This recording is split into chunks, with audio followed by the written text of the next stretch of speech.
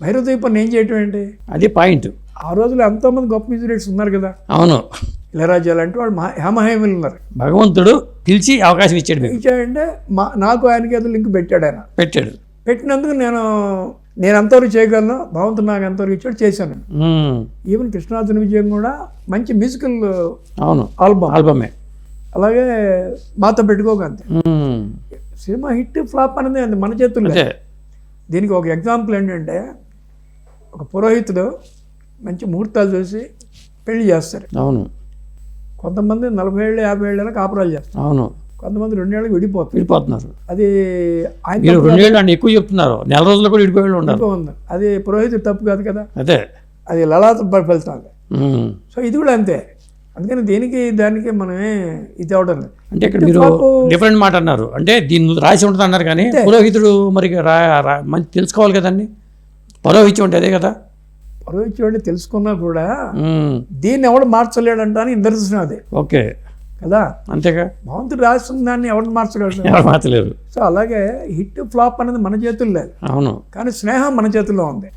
ఇది మంచి point. So మా స్నేహం అనేది మాకు హిట్ మీద కాదు, ఫ్లాప్ అని కాదు, ఎక్కడ కలిసినా అదే ప్రేమతో మాట్లాడుకుంటాం, మనస్ఫూర్తిగా మాట్లాడుకుంటాం. అదే, దాంట్లో డౌట్ లేదు.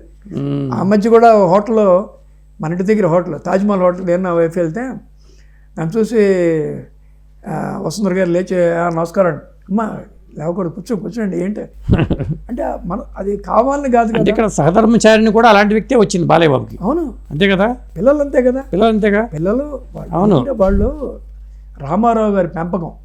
అవును. లేకపోతే ఒక ఇంట్లో ఒక దేశం చెప్పుకోదగ్గ ఇప్పుడు మన పాలిటిక్స్లో ఎంతమంది చూస్తున్నాం. అవును.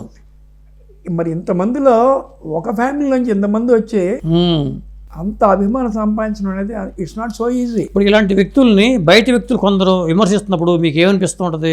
వాళ్ళకి తెలిసింది అంతవరకే. నేను దగ్గర చూశాను కాబట్టి నాకు తెలుసు వాళ్ళ గురించి. అదే, ఇప్పుడు ఆయన గురించి బాలయ్య బాబు గురించి ఎవరు నన్ను అడిగితే లేదు హీజ్ నెంబర్ 1 అని నేను చెప్తాను. ఓకే, నాకు తెలిసిన బాలయ్య బాబు వేరు కదా. అదే, వాళ్ళకి తెలిసిన వాళ్ళు వేరే ఉండొచ్చు, నాకు అనవసరం. అది స్నేహాల్లో మనం ఒకసారి నమ్మామంటే అంతే. అంతే, దట్స్ ఆల్. అంతే. మా స్నేహం అటువంటిదే.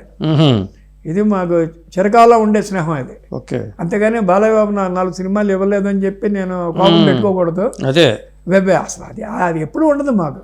అంటే ఇప్పుడు జనరేషన్ మారిపోయింది కదండి. ఇప్పుడు మారిపోయే జనరేషన్ కూడా నేను మ్యూజిక్ చేయగలను నమ్మకం మీకుందా? ఒక రకంగా చెప్పాలంటే వీళ్ళకన్నా నేను బాగా చేయగలను నమ్మకం నాకు ఉంది. అది ఆ కాన్ఫిడెన్స్ ఉండాలి. నమ్మకం ఎవరికి ఉండాలి? నాకు ఒకటే కాదు, వాళ్ళు కూడా ఉండాలి. ప్రొడ్యూసర్ డైరెక్టర్కి ఉండాలి. అదే, నాకే కాదుగా, నాకు ఉంటే ఎలా అయిపోతుంది? అదే, ఆ కాన్ఫిడెన్స్ అనేది బాలయ్య బాబు నటన పరంగా బాలయ్య బాబుకి ఉంది, ఎన్టీఆర్ గారికి ఉంది. మరి అదే, ఆయన ఇప్పుడు రకరకాల వేషాలు వేశారు, ఎన్నో ఆయన వేలని వేషాల. అవును. అలాగే బాలయ్య బాబు రకరకాల వేసాడు, మెప్పించాడు కదా. అందుకని అదేం లేదు. ఇప్పుడు ఆయనకి 60 దాటే. అవును, చిన్నవాడు కాదు కదా. అవును. మరి ఇప్పటికీ ఇలా చేస్తున్నాడు అతను. అంటే అతనిలో ఒక అంటే 60 దాటిన తర్వాత నుంచి గ్రాఫ్ పెరిగింది తగ్గట్లా. ఇప్పుడు నేను సినిమాలు చేయకపోయినా ఈటీవీతో 7 ఏళ్ళు అనుబంధం, వరల్డ్ వైడ్ ఎన్నో కంట్రీస్లో ఆల్బమ్స్ చేస్తున్నాను. సో సంగీత ప్రయాణం ఆగిపోలే, ఏదో ఒకటి చేస్తూనే ఉన్నా. ఏదో ఒకటి అంటే మంచి మంచి పాటలు చేస్తున్నాం. సామవేదం షణ్ముఖ శర్మ గారు ఒక ఆల్బమ్ చేస్తున్నారు. సో ఇప్పుడు ఒకరు కాదండి, ఒకళ్ళు నటనలో రాణిస్తారు, ఒకరు సంగీతంలో రాణిస్తారు. ఇదంతా ఏంటి అసలు? ఈ వ్యక్తికి ఇదే కావాలని ఎట్లా? అది భగవంతుని నిర్ణయం. అది మన చేతులు. ఎప్పుడు భగవంతుడు ఒక్కొక్కళ్ళకి ఒకటి రాసి ఇస్తారు. దాంట్లో ఇప్పుడు బాలసుబ్రహ్మణ్యం గారు తీసుకోండి. ఆయన ప్రొడ్యూసరు, సింగరు, మ్యూజిక్ డైరెక్టరు, నటుడు, ఎన్నున్నా గాయకుడిగానే ఆయనకి పేరు ఫస్ట్ గానగంధర్వుడు అనే పేరు మళ్ళీ ఆయనకి అదే రాసి పెట్టింది. అదే, మిగతా ఎన్ని చేసినా అదే నెంబర్ 1. అదే, అది అందరికీ కుదరదు. అది చాలా ఒక్కొక్కరు. నాకేంటే ఇప్పుడు నాకు 7-8 డిగ్రీస్ ఉన్నాయి, కానీ బాగుంది దీంట్లో రాసి పెట్టాడు అదే మ్యూజికే చేయాలి అని. అంతేగా, మేము కొత్తది చేయకూడదు, ఎందుకంటే అది రిస్క్. ఎవరైనా అంతేనండి. అసలు 10 బళ్ళు పెట్టుకోవడం కన్నా ఒక దాని మీద పెట్టడం మంచిదా? Too many cooks spoil the game అంట. అవును. అలాగే 2 బోర్డ్స్ మీద కాల్ అంటే పెట్టచ్చు. ఇప్పుడు నేను మ్యూజిక్ డైరెక్టర్ రావడానికి ముందు నేను జీవితంలో స్థిరపడిన తర్వాత మ్యూజిక్ డైరెక్టర్ అయ్యా. ఓకే. ఎందుకంటే కీబోర్డ్ ప్లేయర్గా ఉన్నప్పుడు మాకు డైలీ ఇన్కమ్ వచ్చేది కదా. వస్తుంది. మరి అది పోతుంది కదా. ఇది సినిమా హిట్ అవుతుందో ఫ్లాప్ అవుతుందో ఏమైనా మాకేం తెలియదు. అవును, రిస్కే. రిస్క్ తీసుకోవడం ముందు మనం సెటిల్ అయిపోయాం, అప్పుడు వెళ్ళాం. అదే అది తప్పులేదు. అవును. అంతేగాని రాగానే మ్యూజిక్ డైరెక్టరే చేస్తున్నాం, అది ఒకవేళ దొరకలేదు, అవకాశాలు రాలా, నెక్స్ట్ ఏం చేస్తారు? అవును. అలా ఉండకూడదు. మనకు తెలిసిన ఇవే మనం చేయడం ఏం తప్పలేదు. ఓకే. మనకి తెలిసిన అయితే అది అందరూ మెచ్చుకున్నట్టుగా ఉండాలి. ఇప్పుడు గోఖలే గారి ప్రస్తావన ఇంత చేశారు కాబట్టి దానికి సంబంధించిన విశేషాలు ఏమన్నా చెప్పండి. ఇప్పుడు గోఖలే గారికిను రామారావు గారికి ఉన్న అనుబంధం చెప్పాను కదా, అలాగే సత్యం గారికిను రామారావు గారికి చుట్టరికం ఉంది.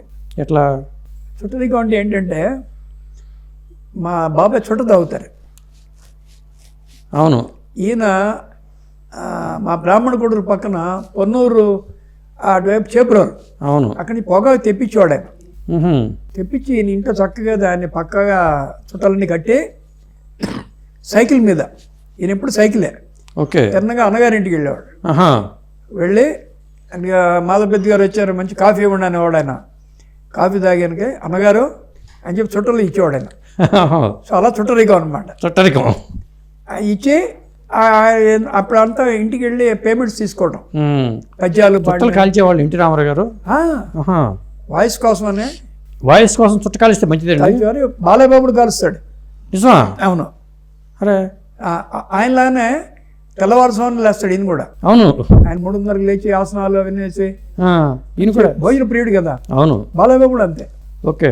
అది వాయిస్ బాగుంటుందని చుట్ట కాలిస్తే నేను కూడా కాలుస్తాను. మా అంటే వాయిస్ మీద ఆధారపడే వాళ్ళకి అదే ఇంపార్టెంట్. అవునులే, నేను మా వాయిస్ కదా నేను చెప్పాలి కదా. మా బాబాయ్ అలాగే ఆయనకి అన్నీ ఇచ్చి అక్కడి నుంచి సైకిల్ తీసుకుని పక్కనే ఘనసాల గారి ఇల్లు ఆయనకి ఇచ్చేవాడు. ఏం బాబు సత్యం బాబు ఎప్పుడైనా చుట్టలు అయిపోతే చెప్పాలంటే ఫోన్ లేదు నీకు? మా బాబాయ్ ఇద్దరికి ఫోన్ లేవు, నో ఫోన్స్. ఈయన వర్క్ ఉంటే వర్క్ లేకపోతే ఇంట్లో కూర్చొని బ్యాక్ ఆడుకునేవాళ్ళు. ఓకే. చతుర్ముఖ పారాయణం. చతుర్ముఖ పారాయణం. సో అలాగే రామారావు గారికి మా బాబాయ్కి చుట్టరికం ఉంటుంది. మొత్తం బాగుంది బిట్టు. అది రామారావు అనేవాళ్ళు, ఏం బ్రదర్ ఇద్దరు మంచి ఇల్లు కట్టుకున్నారు చక్కగా, పింగళ నాగేంద్రరావు వారి ఇంటి ఎదురుకుండా గోఖలే గారి ఇల్లు. అట్లాగా కట్టుకున్నారు, అన్నీ బాగున్నాయి, నువ్వు టెలిఫోన్ పెట్టుకోవట్లేదే అని ఘంటసాల గారు అడిగేవాడు.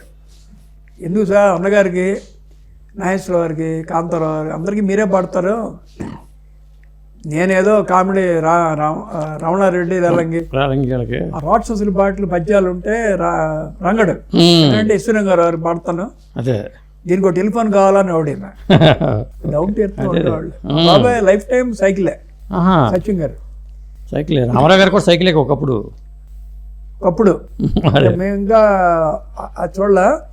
బాబాయ్ వంటికి వచ్చేవాళ్ళట రామారావు గారు, నాగేశ్వరరావు గారిని హంబరు ర్యాలీ సైకిల్ మీద వచ్చేవాడిని. అవును. మా బాబాయ్ చెప్పాడు. అప్పట్లో హంబర్ ఫేమస్ బాగా.